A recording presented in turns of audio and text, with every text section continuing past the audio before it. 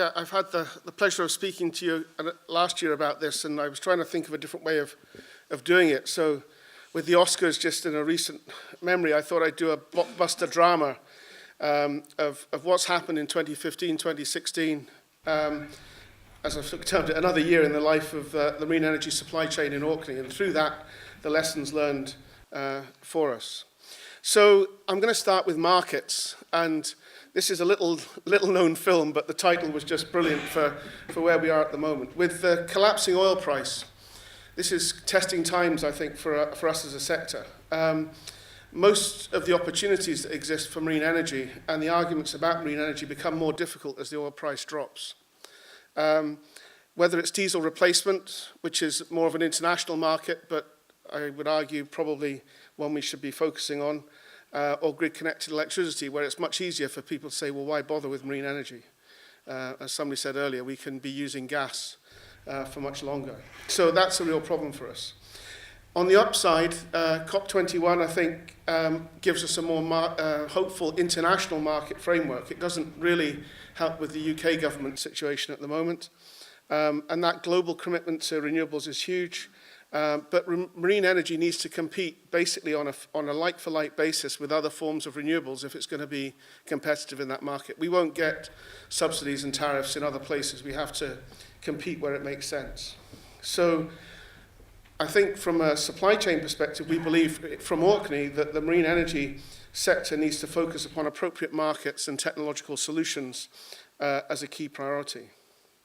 From a technology point of view, we've seen the good, the bad, and the ugly in recent years. It's been really difficult in Orkney. We got up to 300 jobs in Orkney in 2013, 2014 that were in some way reliant on the marine energy sector. And we lost 70 of those jobs in the last 2 years, probably more than that, but there's 70 that we can trace. So that was a big drop in employment. It led to people moving from Orkney that had come to Orkney to work in the marine energy sector. It led to people that had gone away to do university jobs in Orkney, losing their jobs in the marine energy sector. So we're already seeing some of the bust that comes, if you like, after a boom. But again, there is good times, and Atlantis and DP in particular have got more involved and invested in the tidal sector and in technologies. And what we are seeing is the second and third generation technologies coming through and continue to make progress, not only in the UK, but globally. And I think we're here in Wales, obviously speaking about Wales, but one of the observations I would have from Orkney is that we've had to look way beyond Orkney now to survive as companies. And that's because there isn't enough of a sustainable market for us to maintain in our own backyard, if you like. So I think that's something to think about in Wales. If you're interested in sustaining a business in marine energy, you can't just think about Wales. You'll probably have to think about other areas. In terms of politics and policy, the Westminster government, well, yeah, we all know what's happened. It's kind of slipped off with some of its old favourites, you know, the old flame sugar daddy of nuke and the new toy boy frack, which seem to be providing all of the solutions that the Conservatives want. In Scotland, the government there is still much more focused on renewable energy, but we also have this other focus. And there was a question asked about Brexit, and of course the answer, or one of the answers, is that if Brexit led to the UK deciding to leave, it will, in all probability, trigger another referendum in Scotland, and it's much more likely that Scotland will leave the UK, given the current mind of people in Scotland. And grid is still our biggest single hurdle. And I chose Touching the Void, if any of you have seen that. It's a very dramatic film, but it kind of reflects our situation with grid. We've been sitting there for well over 10 years now looking for a grid connection to the islands. It's still not coming, and it's disappointing to hear that grid may become a barrier to your own aspirations in this part of Wales. And the disappointment is that the mechanisms for resolving that seem impenetrable at times. And we need concerted effort to get through to Ofgem and the government and National Grid and the incumbents that the opportunities that renewables can provide can't be blocked forever in the way that they are being at the moment. So in terms of the outcomes for the Orkney supply chain, after 25 years in the game, we're still very much in the game. But it is tough, and we're having to be resilient and resourceful and smart.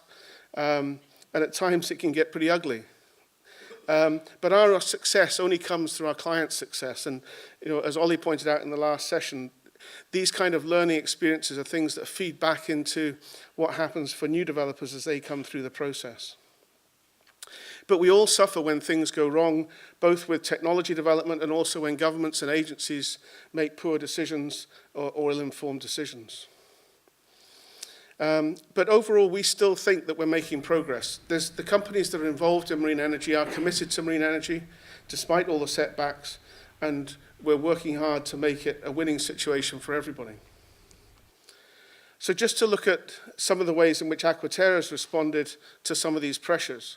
And first of all, to look at the markets. Well, we've basically gone global. As a small business, we're only 25 staff, another 20 or so associates. But we've already realized that if we're going to maintain our activity in the marine energy market, we have to become global in our activity. So we've got an office that we've consolidated in Chile. We've got new full-time presence in France. The growing activities are in Southeast Asia, which is looking very attractive, I think, for marine energy because of their growing energy needs. Japan, North America is beginning to move, and also the Caribbean. And what I've already mentioned, we're focusing on a twin-track approach, so both large and small-scale technologies and both grid-connected and off-grid niche markets. And these are the responses that we're doing in terms of the market. Sorry. In terms of the technology, we have, and we're very lucky to have, an ongoing portfolio of clients that we're working with, but we also continue to support new entrants and technologies that are in what I call delicate positions. And at times people do get into situations where they need help rather than us just working for them. So that's part of the portfolio of activities we have to undertake. One of the themes to our work has been collaboration not only in Orkney but also across the UK and in Europe, and particularly in Wales. It's in the last year we announced that Marine Space and Aquatera were collaborating, and we both know that over the last year it's been a tremendous success for both companies in the work we've done, both in the marine energy sector but actually beyond that as well.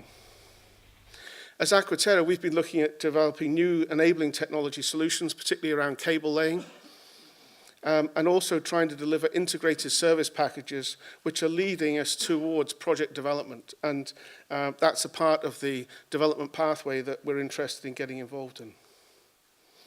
And in terms of policy and politics, I believe that as a company and as a sector, we do have to adapt and engage into the debate that's going on.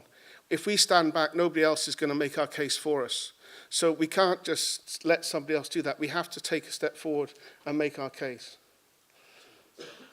We're going to maintain and enhance the diversity of activity in terms of location, the sectors that we work in. We learn an awful lot of valuable lessons from the oil and gas work, the aquaculture work, and other sectors that we work in, which we bring to marine energy, and also through collaboration. We're also increasingly getting involved in strategic thinking and frameworks, and the audit work that I discussed earlier is an example of that. And we are also interested in developing an expert investment syndicate. I think already somebody else has mentioned that maybe the days of the VC boom are over, but we have got a growing group of informed investors who are interested in this sector for the long term. And maybe by bringing those people together and collaborating more, we can create a critical mass that can help take this industry forward in strategic steps. So this year for us has been our 15th year as a company. It's been my 28th year involvement in the sector. We've worked with 30 technologies and 12 array projects. We're delighted that we just completed the work on the 200 megawatt Brims tidal project recently, and we hope that that may be submitted for license soon. We've been involved in over 1,000 days of marine operations, many of them or some of them with lease, and as well as Green Marine and Scott Marine and Orkney Islands Council up in Orkney. We've worked in over 25 countries around the world. And that's taken us to develop a new database, what we believe is the world's largest tidal database, 11,000 sites around the world, and a number of other initiatives that we're following. So we are up for the challenge. We have been up for the challenge, and we'll accept the challenge going forward it's not going to be impossible, it is going to be possible. Thank you.